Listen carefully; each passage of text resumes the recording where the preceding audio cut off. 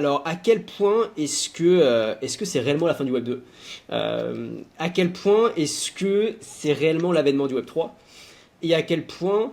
euh, en fait, ce qui m'intéresse, c'est de savoir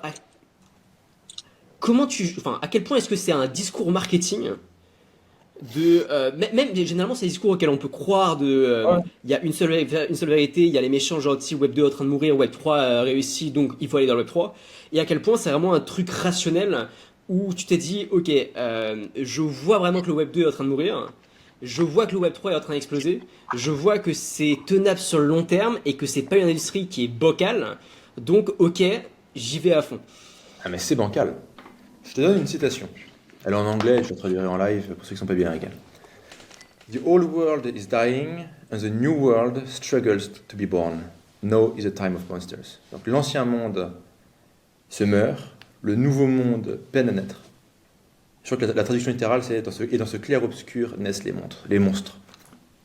C'est de Antonio Gramsci, militant communiste, je crois exécuté par Mussolini. Petit doute sur la fin de sa vie, mais un truc comme ça, quoi. Euh, et on est dans le clair-obscur, si tu veux. C'est qu'on a des Web 2 qui sont quand même arrivés à saturation. La plupart des marchés sont saturés. Donc les opportunités, entre guillemets, à la con sur Internet, infoprenariat, e-commerce, machin, affiliation, dropshipping, tout ça. On voit bien qu'on arrive à saturation de chez saturation, que quelques équipes très compétentes arrivent encore à faire du fric, mais en fait de moins en moins, que les trucs, on va dire, qui sont un peu plus sophistiqués, on va dire les startups, les trucs, les softwares, les SaaS, en fait que à peu près toutes les putains d'idées ont été financées, surfinancées, surfinancées par des VC qui avaient trop d'argent, et que, bon, bah voilà, ça peine, quoi. Et on voit bien aussi que les grosses boîtes tech Web 2 licencient toutes aujourd'hui. Bah, ça peut être conjoncturel, c'est pas forcément structurel. C'est important de comprendre la différence entre les deux. Euh, et en même temps, on voit qu'il y a une industrie qui est naissante, qui est extrêmement bordélique, mais dont les fonctionnalités, finalement, dont les fonctionnalités semblent répondre à la plupart des problèmes, des gros problèmes de notre époque. Si je peux en lister quelques-uns, bon, on commence par l'argent. L'argent est imprimé en quantité illimitée par les gouvernements. Je dirais tôt ou tard, ça risque de poser problème. Je ne suis pas en train de dire que l'euro le dollar, ça disparaît demain et que Bruno Le Maire est un abruti. Ok. Il y a beaucoup souvent des discours sur Internet, c'est un peu plus complexe. Mais je dirais, les niveaux d'impression monétaire ne sont pas tenables. Ok, bah, la crypto, avec une rareté infalsifiable et inchangeable, euh, est un élément de réponse. Après, on va voir par exemple l'IA et tout ce qui va être les deepfakes, les usurpations, toutes les conneries. Bah, il y a bien une manière de prouver que quelque chose est vrai, que toi, et que ton contenu est toi, et que ton visage est toi, c'est de le signer sur la blockchain qui est infalsifiable et inviolable. Tu pourrais rajouter le fait que par exemple aujourd'hui, plus personne n'a confiance dans la démocratie. Quelle que soit l'élection, quel que soit le pays, tout le monde part du principe que l'élection est volée, que ce soit en France, aux États-Unis ou dans des pays où c'est volé en temps normal, dans le monde en développement, quoi. Tu votes via la blockchain, c'est infalsifiable. Euh, la propriété privée a été finalement ce qui a fait que l'Occident est prospère depuis 200 ans. C'est pas tant qu'on exploite le reste du monde, même si on est plutôt bon pour ça, c'est plus parce qu'on a la propriété privée. La propriété privée a libéré l'innovation, le développement du système bancaire, les brevets, l'entrepreneuriat, tout ce qui va avec. La prospérité de l'Occident, c'est la propriété privée. Tous les pays fucked up dans le monde ont un seul truc en commun. C'est pas la politique, c'est pas l'ethnie, c'est pas la religion, c'est pas le climat. C'est que la propriété privée n'est pas garantie. Et ben, la propriété privée a été garantie en Occident, elle ne l'est plus. Un punk à chien vient chez toi pour faire une rave party plus de 48 heures, ta belle maison dans le Var est à lui pour les 2 prochaines années. Voire à vie en Ah, fait. c'est fou Voire en fait, il ça. n'y a plus de maison si tu veux. Soudainement ton gouvernement ne t'aime pas, ou un gouvernement étranger où tu as mis ton argent ne t'aime pas, bah ton argent disparaît, tes assets peuvent être saisis. Tous les assets des riches russes, on les appelle les oligarques, parce que ça fait bien de dire oligarques chez nous et entrepreneurs, enfin oligarques chez eux et entrepreneurs chez nous, très bien. Donc on va dire leurs biens ont été saisis dans des conditions, on va dire, quand même vachement light au regard du droit de propriété privée. Voilà. Qu'est-ce qui règle l'action de propriété privée pour ceux qu'on n'ont pas ou pour ceux qui sont en train de la perdre? La blockchain. Donc tu vois, t'as quand même, et on pourrait lister pas mal d'éléments comme ça où tu as des éléments de réponse à des grands problèmes. Ce sont des éléments de réponse Ça ne veut pas forcément dire qu'il y a un marché, et ça ne veut pas forcément dire qu'on a trouvé la solution, et que cette solution, elle est shippable, distribuable, qu'elle est compliant avec les lois en vigueur, et qu'elle intéresse réellement les utilisateurs, quoi. Donc on n'en est pas encore là, tu vois.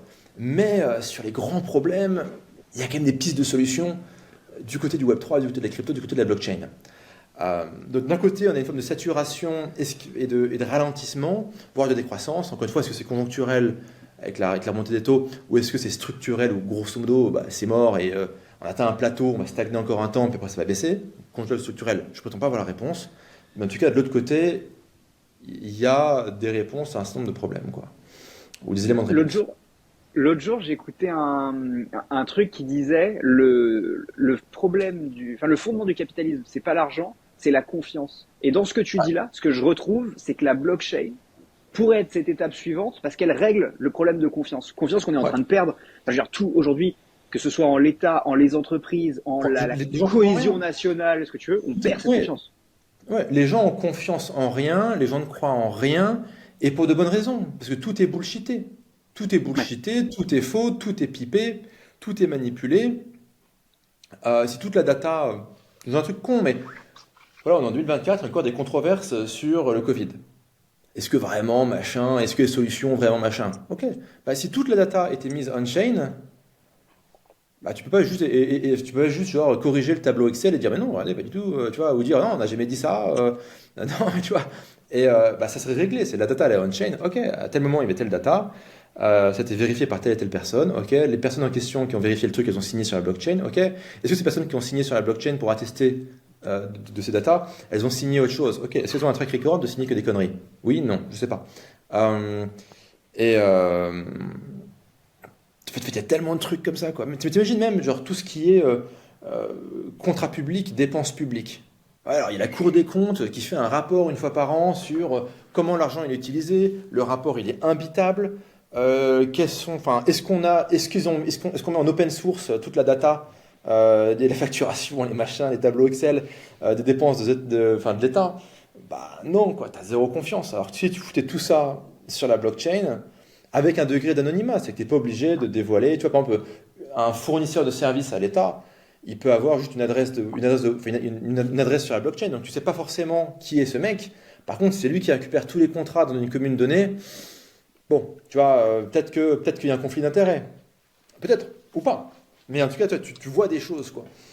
Ouais. Et, ouais. Enfin, la blockchain va créer d'autres problèmes, mais en tout cas, elle peut en régler un certain nombre, quoi. Mais par contre, pour le moment, tu vois, il n'y a pas vraiment d'usage. Enfin, honnêtement, la blockchain aujourd'hui, c'est un casino. C'est NFT, shitcoin, memecoin, et quand je dis shitcoin, memecoin, c'est pas du tout négatif, hein, c'est une expérience socio-financière, quoi.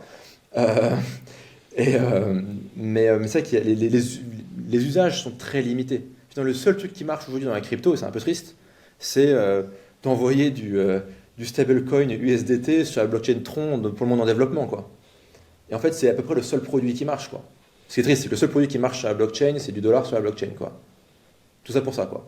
Mais bon, c'est comme ça.